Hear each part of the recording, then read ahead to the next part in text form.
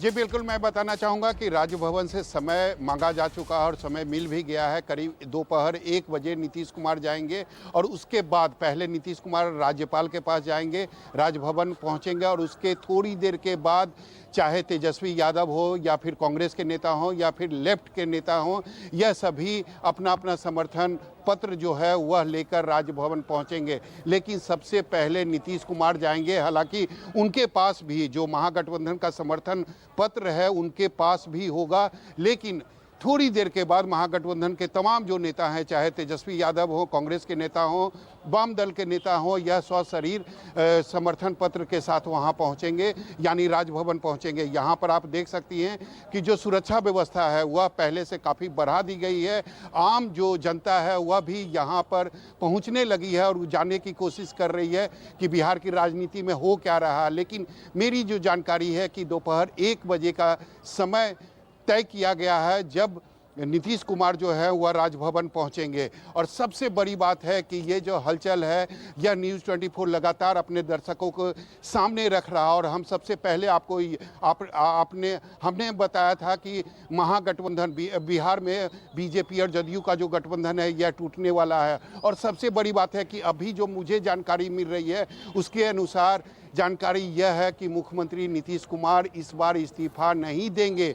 2013 में जो मॉडल उन्होंने अपनाया था उसी मॉडल को वो अपनाएंगे। बीजेपी के मंत्रियों को बर्खास्त करेंगे, मंत्रिमंडल विस्तार का वह राज्यपाल से समय मांगेंगे और उसके बाद जब मंत्रिमंडल विस्तार का समय उन्हें मिल जाएगा तो महागठबंधन के तमाम जिन्हें जो विधायक हैं, जो मंत्री जिनको बनना है, उनका मंत्रिमंडल विस्तार किया जाएगा। इस बार नीतीश कुमार इस्तीफा नहीं देंगे। 2013 में नीतीश कुमार ने यही किया था कि उस समय बीजेपी के जो मंत्री थे उनको उन्होंने बर्खास्त किया था और वो महागठबंधन के साथ चले गए थे। तो यही मॉडल नीतीश कुमार इस बार भी अपनाएंगे, क्योंकि नीतीश कुमार नहीं चाहते हैं कि अंतिम समय में कुछ भी गलत हो जाए, क्योंकि उन्हें पता है राज्यपाल की बात करें या विधानसभा अध्यक्ष की बात करें, दोनों बीजेपी के कोटे से आते हैं। तो लेकिन अब आपके पास जो जानकारी है उसके बाद आप कह रहे हैं कि नीतीश कुमार इस्तीफा नहीं देंगे।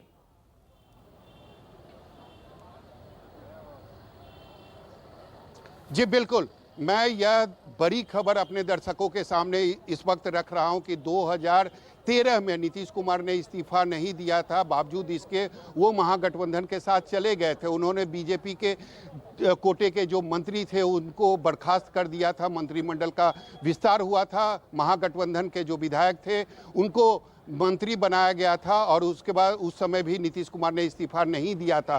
तो बिल्कुल सेफ गेम नीतीश कुमार इस बार भी खेलना चाहते हैं। वह कोई रिस्क नहीं लेना चाहते हैं, क्योंकि उन्हें पता है चाहे राज्यपाल की बात हो या विधानसभा अध्यक्ष की बात हो, दोनों बीजेपी के कोटे से आते हैं।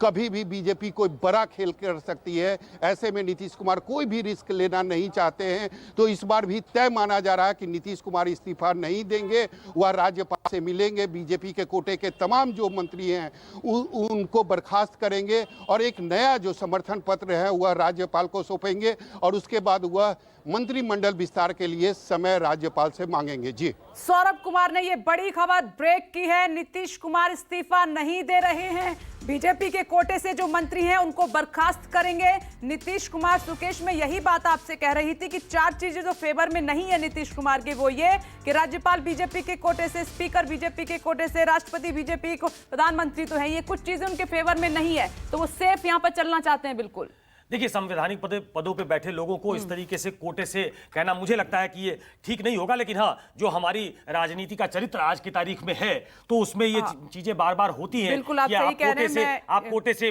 कह देते हैं उनको। लेकिन ये करके नीतीश कुमार ये कदम उठाकर नीतीश कुमार ये बताना चाहते हैं और उस जो एक ऐसी स्थिति उत्पन्न हो सकती है जिसमें वो पॉलिटिकल टर्मोइल में फंस जाए, उससे बचना चाहते हैं।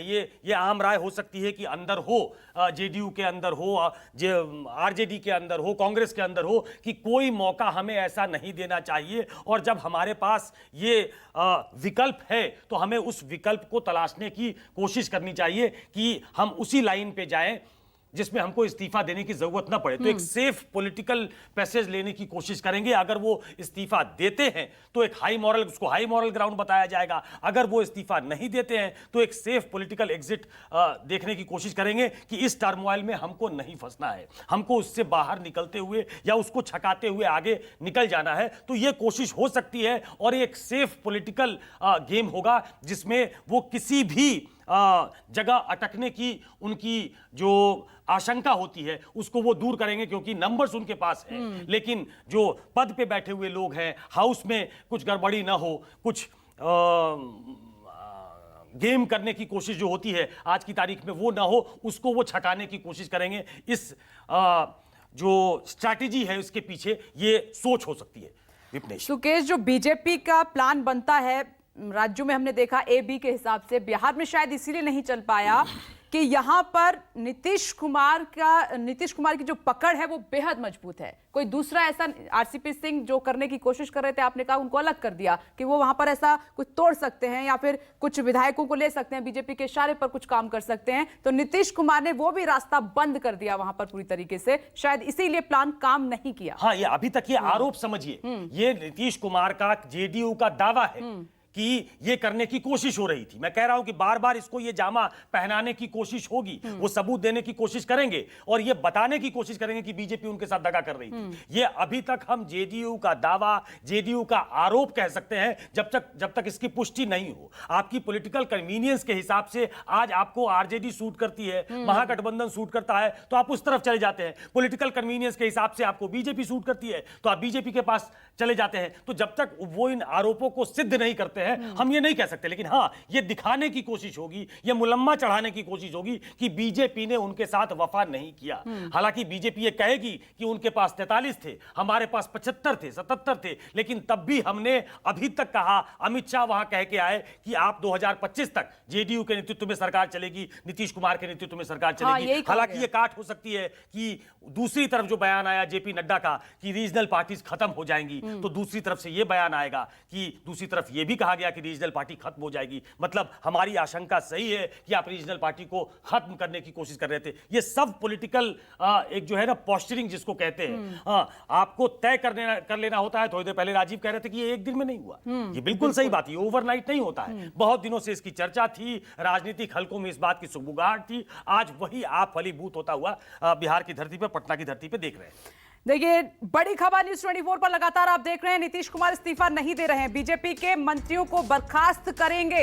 ये इस वक्त की बड़ी खबर है, सूत्रों के हवाले से सौरभ कुमार ने ब्रेक की है।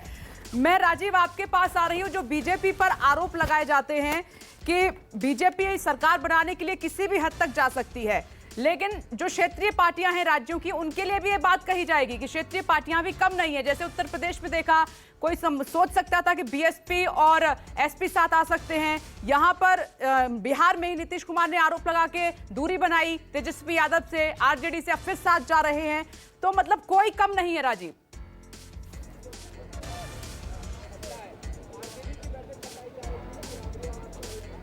देखिए विपनेश, ये बात कहना और राजनीति में ये बात कहना कि आरोप लगाना, किसके साथ जाना, नहीं। सारे राजनीतिक दल, अगर आप राजनीति शास्त्र की किताब पढ़िए और उसमें राजनीतिक दल अध्याय पढ़िए तो उसकी पहली लाइन होती है कि राजनीतिक दल की स्थापना सत्ता प्राप्ति के लिए की जाती है, ताकि राजनीतिक दल, वैसे तो कहा ये किताब में तो ये लिखा है कि विचारधारा के आधार पर एक राजनीतिक दल का गठन किया जाता है, लेकिन वो विचारधारा कितनी पार्टियों में रही है आपको पता है। तो कहा यह जाता है कि विचारधारा के आधार पर एक समूह राजनीतिक दल का गठन करता है, सत्ता प्राप्ति उसका उद्देश्य होती है और उसके लिए वो जनता के सामने अपने मुद्दों, अपनी विचारधारा को लेके जाता है ताकि उसे समर्थन मिले और सत्ता बनने के बाद अपनी विचारधारा और अपनी नीतियों के आधार पर, नीतियों का क्रियान्वयन करके वो जनता से किए गए अपने वायदे को पूरा करे और उनके जीवन के स्तर को उठाए।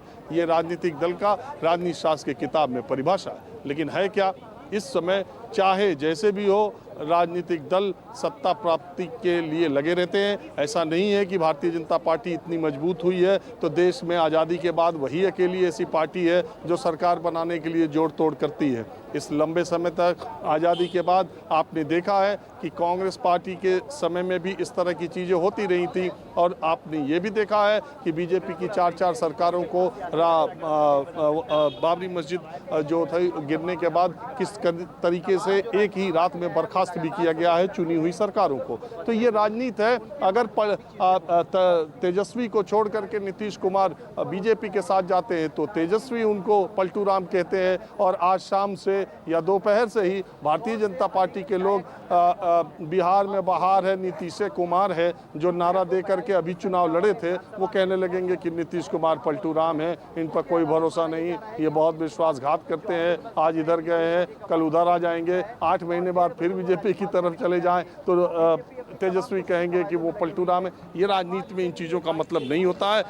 मूल बात यह है कि सरकार बनाने के लिए ही पॉलिटिकल पार्टीज हैं, और बहुत दिनों तक अगर कोई पार्टी सरकार से दूर रहे तो वो पार्टी भी खत्म होने का अंदेशा और अंदाजा रहता है। नीतीश कुमार इस समय जेडीयू की इस मुहाने पर खड़ी है कि अगर वो सत्ता में नहीं रही या आने वाले चुनाव में उसने बीजेपी के सामने अपने आप को कमतर ऐसे ही आका, बीजेपी जिस तरह से ड्राइविंग फोर्स के तौर पर आगे बढ़ रही है, तो जेडीयू को बिहार में बचा पाना उनके लिए बहुत मुश्किल होगा। वो कहां से कहां पर आकर पहुंचे हैं, सिर्फ सीएम की कुर्सी है और वो भी बीजेपी के वरदहस्त से है। तो इस मुकाम पर आने के बाद अब जब रिश्ते में तलखी आ गई है तो ये नीतीश कुमार की कुर्सी भी बचे रहे, बिहार में उनकी पार्टी भी बची रहे और इकबाल भी बचा रहे, शायद इस सब वजहों की वजह से। और 2024 का 18 महीने बाद चुनाव भी होना है प्रधानमंत्री। बिल्कुल राजीव, आप सही कह रहे हैं, लेकिन नमस्कार, मैं हूं मानक गुप्ता। अगर आपको हमारा ये वीडियो पसंद आया हो तो इसे लाइक और शेयर जरूर करें, और हां, हमें सब्सक्राइब और फॉलो करना ना भूलें ताकि आप देश और दुनिया की कोई खबर मिस ना करें। तो जुड़े रहिए हमारे साथ और देखते रहिए News 24।